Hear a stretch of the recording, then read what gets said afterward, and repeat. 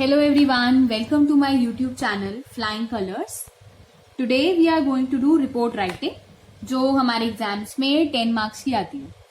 So before starting मैं एक बात कहना चाहूँगी, जब भी लॉन्ग कॉम्पोजिशन या शॉर्ट कॉम्पोजिशन आता है राइटिंग सेक्शन का तो वो चॉइसेस में आता है. और अगर आपको रिपोर्ट राइटिंग स्पीच आर्टिकल और किसी भी लॉन्ग कॉम्पोजिशन के लेटर के ऑप्शन में मिलती है, please do opt report writing. क्यों? क्योंकि क्वेश्चन में मैक्सिमम बार ये गिवन होता है कि क्या लिखना है, किस तरह से लिखना है. So according to me report writing में 10 मार्क्स गेन करना इजी है as compare to when you right an article, when you right speech. अब let's start with the word limit. वो रिपोर्ट राइटिंग की होती है 100 to 125 वर्ड्स. हमें पता है रिपोर्ट राइटिंग दो तरह की होती है. एक तो हम लिखते हैं स्कूल के लिए, स्कूल इवेंट्स के लिए. एक होता है जनरल न्यूज़पेपर के लिए, जो एडिटर्स वगैरह लिखते हैं, न्यूज़पेपर राइटर्स एंड ऑल. तो फॉर्मेट भी दो डिफरेंट होते हैं हमारे पास. So let's start with the format. So this is for general format में हम क्या लिखते हैं? सबसे पहले हेडिंग लिखी जाती है ब्लॉक लेटर्स में.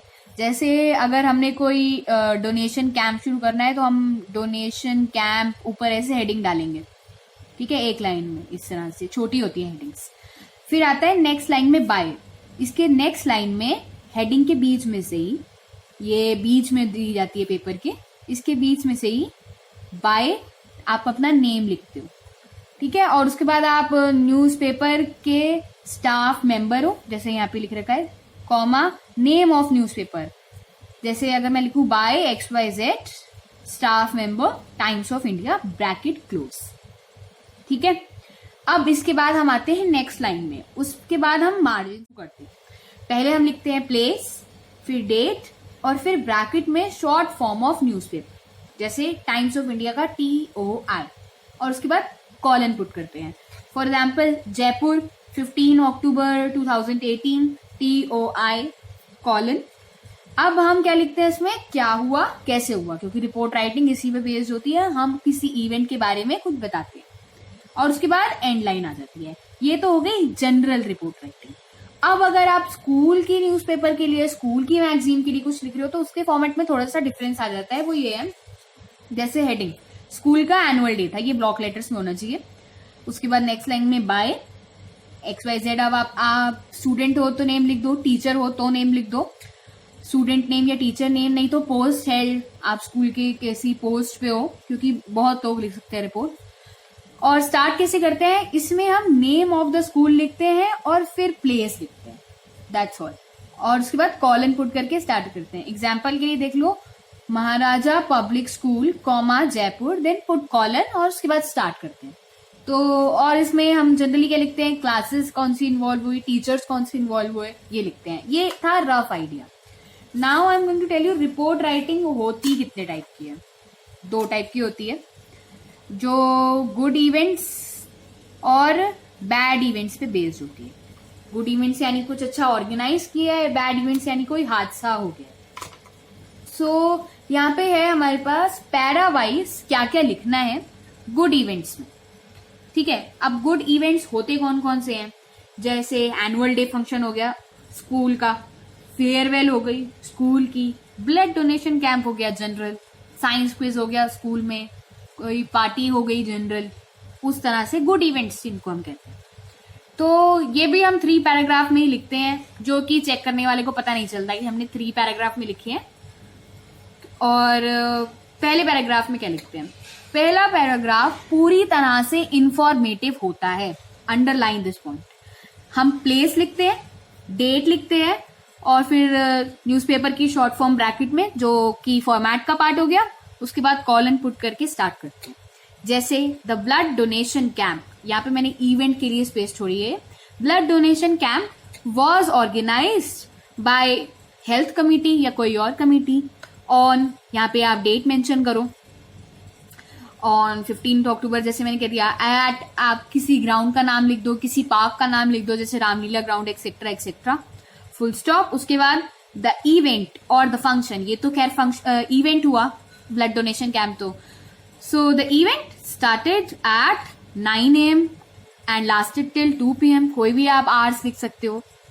तो ये हो गया इंफॉर्मेटरी पैराग्राफ, जो बहुत बहुत बहुत इंपॉर्टेंट होता है, क्या हुआ कैसे हुआ रिपोर्ट के लिए. उसके बाद आता है सेकंड पैराग्राफ. अब सेकंड पैराग्राफ में क्या लिखते हैं हम, व्हाट ऑल हैपेंड.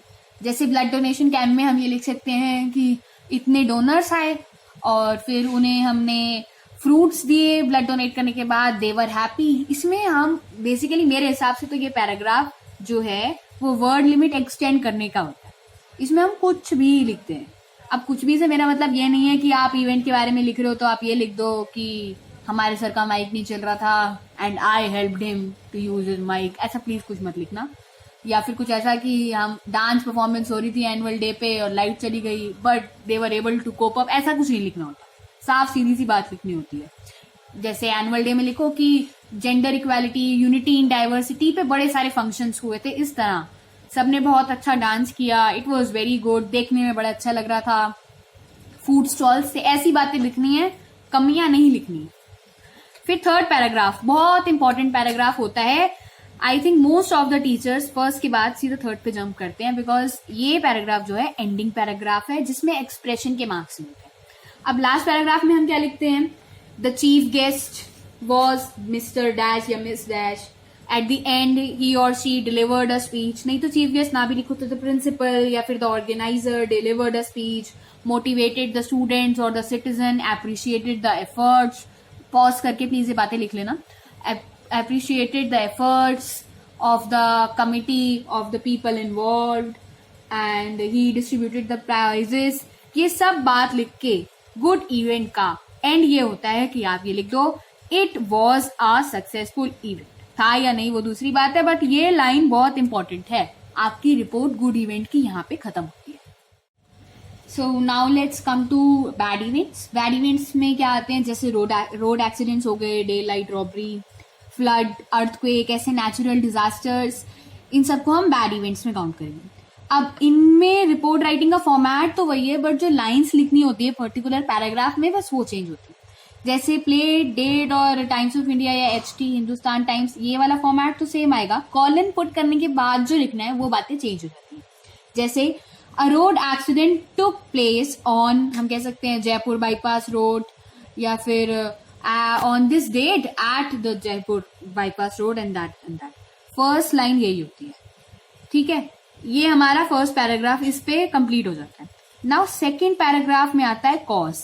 अब हम कह सकते हैं कि कोलिजन हो गया ट्रक एंड कार का. अब उसमें हम क्या लिखेंगे, कॉज क्या है, the truck was over speeded, the car driver was drunk, ऐसे करके लिख सकते हैं. नंबर ऑफ पीपल इंजर्ड या फिर डाइड, ये सब लिखते हैं उसमें. Then they were taken to the nearby hospital, or you can mention the name of the hospital, the person who was present to help and all that things. ये तो पूरा event description. Ambulance was called and then अब इसको close करने के लिए bad events की report writing को क्लोज कैसे करते हैं हम, आप न्यूज़पेपर में भी देखो तो यही लिखा होता है, and in the end an FIR was filed in the city या फिर उसी एरिया के पुलिस स्टेशन में by फॉलोइंग कंसर्न सिटीजन. इस तरह से इसको बैड इवेंट की रिपोर्ट को हम एंड करते हैं. अब हम ये देख सकते हैं कि बैड इवेंट की रिपोर्ट डे लाइट रॉबरी के लिए भी हो सकती है. तो उसमें हम कैसे लिखेंगे, day light robbery took place in the premises. किसी प्लेस का नाम दे दो, जैसे कोई भी सोसाइटी का नाम दे दो, उस तरह से लिखते हैं. तो वो थोड़ा टॉपिक टू टॉपिक थोड़े बहुत चेंजेस होंगे जो थोड़े से बैड इवेंट में करने पड़ेंगे. But if you talk about good event, सारे चेंजेस, कोई भी चेंज नहीं होगा. जिस तरह से बताया हुआ है हमेशा उसी तरह से लिखी जाएगी. अब most most most important thing जो है हमारी, now let's see how marks are given. So format के 1 मार्क्स होते हैं, 1 मार्क फॉर फॉर्मेट. कंटेंट के 4 मार्क होते हैं और एक्सप्रेशन के 5 मार्क होते हैं ओवरऑल. कंटेंट तो मैंने आपको बता दिया, this will help you fetch exact 4 out of 4. इसमें मिलेंगे ही मिलेंगे, आई गारंटी. एक्सप्रेशन क्या होते हैं हम, कि हमने किस बात को किस तरह से लिखा है. जैसे मैंने बोला पैराग्राफ वाइज. अब इस पैराग्राफ को आपको इसी सीक्वेंस में लिखना है, that is your expression. Most important point जो अब आता है, format also I have told you, and please follow the format for 1 mark. Okay, so most important point अब इसमें क्या आता है कि स्पेलिंग एरर, जो स्पेलिंग की बात है वो मत करना ताकि मार्क्स ना डिडक्ट हो। और जो है बात ग्रामेटिकल एरर्स की या ग्रामर की हम बात करें, so past tense is used, हमेशा पास्ट टेंस यूज होता है, और बहुत ज्यादा फॉर्मल वर्ड्स और अपने व्यूज बिल्कुल भी लिखे नहीं जाते। ये काम की बातें लिखी जाती है, जो वहां हुआ, किसी ने कितनी हेल्प करी, इस तरह से नहीं लिखना होता है। इसके बाद ये इवेंट हुआ, इसके बाद ये इवेंट हुआ, बहुत ही नॉर्मल सिंपल बेसिक सी लैंग्वेज में लिखनी होती है। इसलिए माय एडवाइस इज, जब भी क्वेश्चन में रिपोर्ट राइटिंग आए, please do report writing only, because it is easy to gain good marks in it. So if you like the video and it helped you, please like, share and subscribe. Thank you. So there is a question given to you in the description box. उसको देखिए और उसके first, second और third paragraph के points आप comment box में comment करिए। Thank you.